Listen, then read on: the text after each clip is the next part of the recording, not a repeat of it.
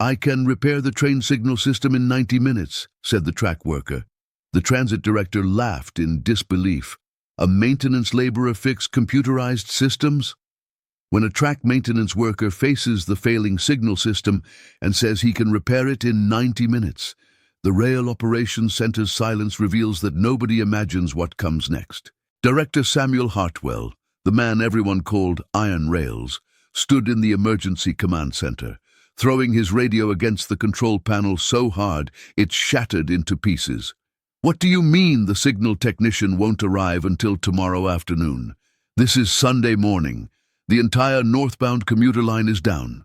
50,000 passengers are stranded. We're running manual train control through downtown. One mistake means derailment and deaths. This is costing us $1.3 million per hour, and the Transit Authority Board wants my head." The massive display screens showed the crisis, the computerized signal control system for the Northern Corridor completely offline, trains backed up for miles, platforms overflowing with angry commuters, chaos spreading through the entire metropolitan rail network. The contracted signal systems company said their emergency technician was working another breakdown across the state and couldn't arrive until tomorrow afternoon at earliest. Manual train operations were dangerous, capacity was reduced to 20%, and the entire city's Sunday was paralyzed. In this pandemonium of emergency protocols and passenger complaints, Frank Torres pushed through the operations center door, track maintenance vest covered in grease and dirt, tool bag slung over his shoulder. Frank was 56 but looked 75 from decades working the rail lines in all weather, breathing diesel fumes and creosote, doing the manual labor nobody else wanted. His vest was torn, his steel-toed boots were cracked, and his hands showed the scars of working around moving trains for 34 years. But his eyes had a different gleam when they landed on the signal system failure diagram on the main screen. The gleam of someone recognizing a problem he'd seen 100 times before. He approached the cluster of supervisors and emergency managers, arguing around the manual operation protocols. "Excuse me, Director Hartwell," Frank said, removing his hard hat respectfully. "I can fix that signal system. 90 minutes, maybe less. It's not the computer, it's the relay junction box at mile marker 47. I've watched it deteriorate for 2 years, filed maintenance requests nobody read. The relays are sticking from corrosion. I can clean them and restore full automatic operation." The silence that followed lasted 10 seconds but felt like eternity. Then Iron Rails turned, saw the track worker in dirty vest smelling of rail grease, and let out a laugh so brutal it made the supervisors stop their emergency calls to watch. "Get this track monkey out of operations. This is computerized signal control, requiring certified technicians and diagnostic equipment, not track labor fantasies. Security, remove him and dock his pay for leaving his work zone without authorization." The transit police approached, hands gesturing toward Frank. Operations staff, gathering for the crisis briefing, paused to watch, some shaking their heads. Frank didn't move, didn't lower his eyes, just held his hard hat with both calloused hands and kept looking at the system diagram as if it were speaking to him in a language only they understood. That's when the woman approached. She'd been standing in the back since the emergency began, observing with a tablet and an expressionless face. She wore a simple blazer, practical pants, visitor credentials on a lanyard. She looked like just another federal rail safety inspector or insurance auditor. But there was something about her bearing, a quiet authority that required no title. "Let the man speak, Samuel," she said, with a calm but firm voice that cut through the dismissive laughter. Director Hartwell turned, irritated. "And who are you?" "Rebecca Martinez, Federal Railroad Administration Safety Compliance Auditor. I'm here documenting emergency response protocols for your federal operating certification renewal," she said evenly, displaying federal identification. "I strongly recommend you hear what this employee is proposing." Frank turned to her, grateful for basic human dignity. "This signal system doesn't need computer diagnostics, ma'am. It needs someone who knows the physical infrastructure. That relay junction at mile 47, I walk past it every day on track inspection. I've seen moisture getting into the housing, seen the corrosion building. I filed reports, but was told the computer monitoring would catch problems. The computer can't see corrosion inside a relay. I can access that junction, clean the relay contacts with proper solvent, seal the housing against moisture, and restore full function. 90 minutes of careful work. The silence returned, transformed now. It was the silence of institutional disbelief. Director Hartwell took 4 steps forward, face purple with contempt. 90 minutes. You've been breathing too much diesel exhaust, Torres. Our certified signal contractor says this requires complete system diagnostics and possibly computer replacement. 2 days minimum. You're a track laborer who barely speaks English. Get out before I have you fired for insubordination. But Frank didn't look at Director Hartwell. He looked only at Rebecca, straight in her eyes, with a serenity that disarmed professional skepticism. I only need track access, my basic electrical tools, contact cleaner and silicone sealant. I'll use supplies from my own locker. I owe this system nothing. I just want to help. 50,000 people deserve to get home safely. Those last words hung in the tense operations center air. Rebecca Martinez, who wasn't actually FRA, but Maria Torres, the newly appointed State Transportation Commissioner conducting anonymous rail system evaluations, felt something catch in her chest. Not pity, recognition. She saw in that track worker something utterly absent in all the certified technicians, all the expensive contractors, all the computerized diagnostics. Pure expertise born from daily intimate contact with the infrastructure. Give him track access and safety clearance, Rebecca said, and her voice permitted no argument. Director Hartwell opened his mouth to protest, but the look he received from this supposed federal auditor made him reconsider the career implications. But if he causes a signal failure that results in a collision, you're both criminally liable for the deaths, Hartwell snarled, turning to call the Transit Authority's legal department. Frank grabbed his tool bag and headed for the track access point. Rebecca followed, carrying a safety vest and radio.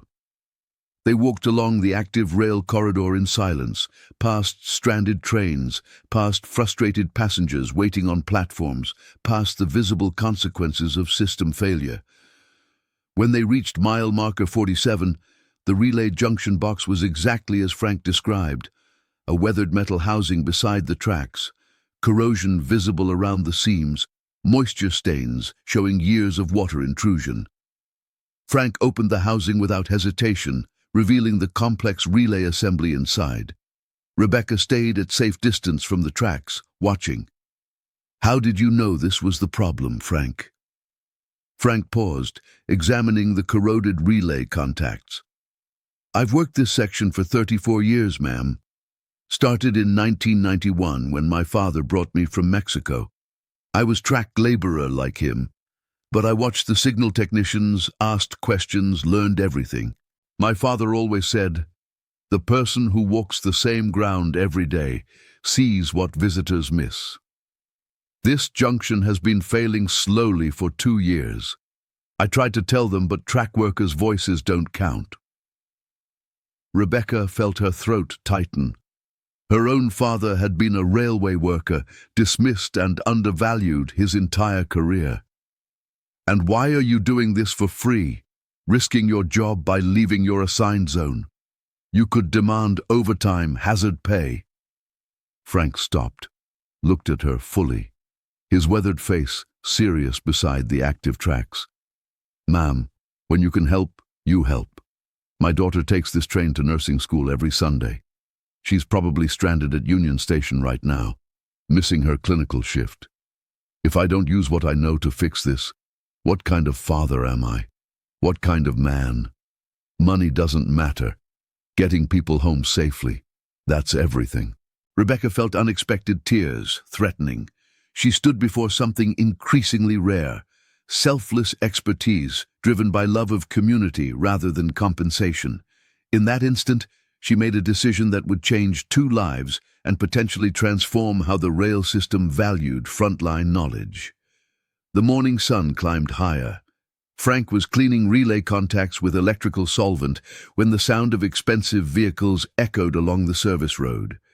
2 company vans pulled up, corporate logos gleaming, followed by a luxury SUV. Out stepped a man in his 40s, pristine company uniform, carrying a diagnostic tablet and surrounded by technicians. "Director Hartwell," he called via radio. "It's me, Charles Anderson from Rail Signal Technologies.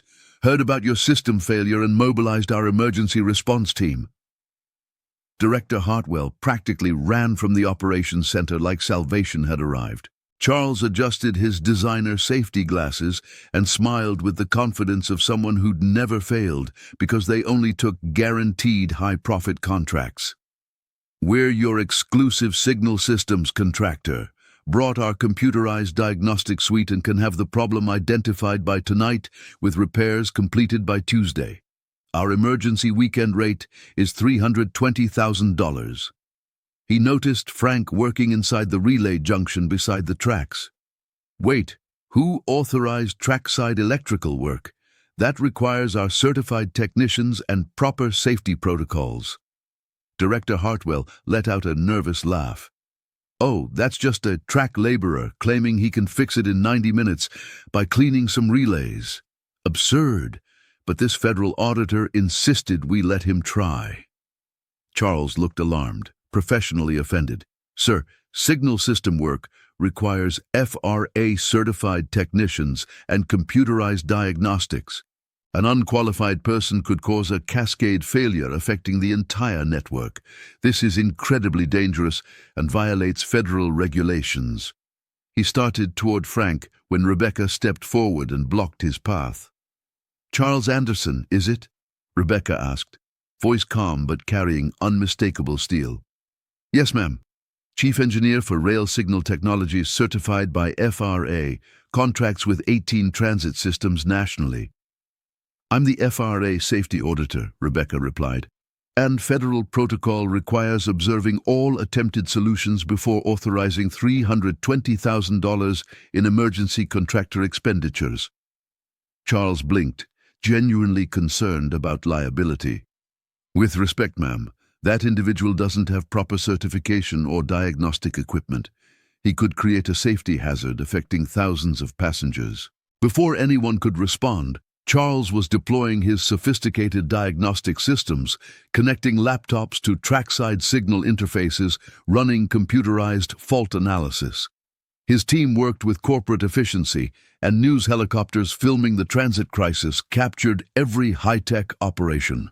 Frank just took a deep breath, finished cleaning the corroded relay contacts, applied proper dielectric grease, and sealed the junction housing against future moisture intrusion with silicone compound.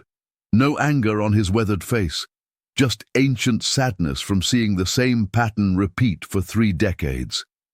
Credentials confusing expensive with effective technology, dismissing hands-on knowledge. Rebecca stayed near the junction box, holding Frank's backup tools and safety equipment. "Aren't you going to defend your approach to them?" Frank shook his head, testing the relay operation carefully. "Don't need to, ma'am. The signals will speak for me. Infrastructure tells the truth." For 2 hours, Charles worked with maximum technological visibility. His team ran diagnostic algorithms, generated comprehensive failure reports, analyzed communication protocols. News cameras captured every impressive display. Director Hartwell stood beside Charles like a grateful supplicant, nodding whenever Charles said something that sounded technical and expensive. "See here, Director. Our diagnostic software shows anomalous communication patterns in the control network. This could indicate CPU degradation in the central processor, requiring complete computer replacement. Our emergency protocol replaces the processor, tests all interfaces, validates all subsystems. $320,000, completion by Tuesday." He generated more reports, created more documentation, technical data scrolled across screens. Diagnosis complete and validated, Charles announced to cameras and officials. Computer replacement required. Timeline, 48 hours. Cost $320,000. Rebecca said nothing, just watched Frank closing the junction housing, securing it properly, conducting final safety checks. Over Frank's radio, operations, this is Torres at mile 47. Relay maintenance complete. Request signal test on northbound tracks. Director Hartwell's voice crackled back mockingly. Torres, stop wasting our time. Return to your work zone immediately. But Rebecca keyed her own radio with authority. Operations, this is FRA Auditor Martinez. Conduct the signal test immediately. That's a federal safety directive. The operations center went silent, then complied. Seconds later, the trackside signals that had been dark for hours suddenly illuminated. Green aspects showing clear tracks, automatic block systems activating perfectly. The control board in operations lit up like Christmas, all northbound signals showing full automatic operation restored. System is online, the operations supervisor's shocked voice reported. All signals functioning normally. Computer shows full automation restored. Director Hartwell stared at his control board in disbelief. Charles Anderson ran his diagnostic tablet again, genuinely baffled. This doesn't make sense. Our diagnostics showed computer failure, but the system is operating perfectly now. Unless, he checked his data, unless the problem was never the computer but a physical component our remote diagnostics couldn't detect. His face reddened. Rail Signal Technologies specializes in computer systems and software. We don't do basic relay maintenance. That's beneath our service tier. He began packing his expensive equipment, clearly embarrassed that a simple physical repair had solved what he'd diagnosed as complex computer failure. Within 30 minutes, the vans were pulling away, leaving Director Hartwell standing on the platform looking like a man watching his assumptions shatter. Frank walked back along the tracks, tool bag on his shoulder, ready to return to his assigned maintenance zone. Rebecca was waiting. Trains were already moving again, passengers cheering, the system restored. The crisis was over. Director Hartwell stood speechless as Rebecca removed her fake FRA credentials and pulled out her real identification as State Transportation Commissioner. Samuel Hartwell, you're suspended pending investigation for gross incompetence and systematic devaluation of frontline worker expertise. She turned to Frank. Frank Torres, the state is creating a new rail infrastructure knowledge division. You'll be master instructor, teaching technicians the hands-on expertise that computer diagnostics miss. Salary, $86,000 annually, plus full benefits and formal technical certification. Will you accept? Frank looked at the official appointment letter she extended, at the trains moving smoothly on the tracks behind him, at the passengers finally heading home. He fell to his knees beside the rails, crying. 34 years of being invisible finally ending. 6 months later, Frank led the state's rail knowledge program, teaching technicians across the entire transit system the practical expertise that universities and computer courses didn't cover. And every morning he'd touch the relay junction at mile 47, feeling the solid metal beneath the weathered housing and whisper in Spanish, then English, "Thank you, Papa. Thank you for teaching me that the person who walks the ground every day knows the truth."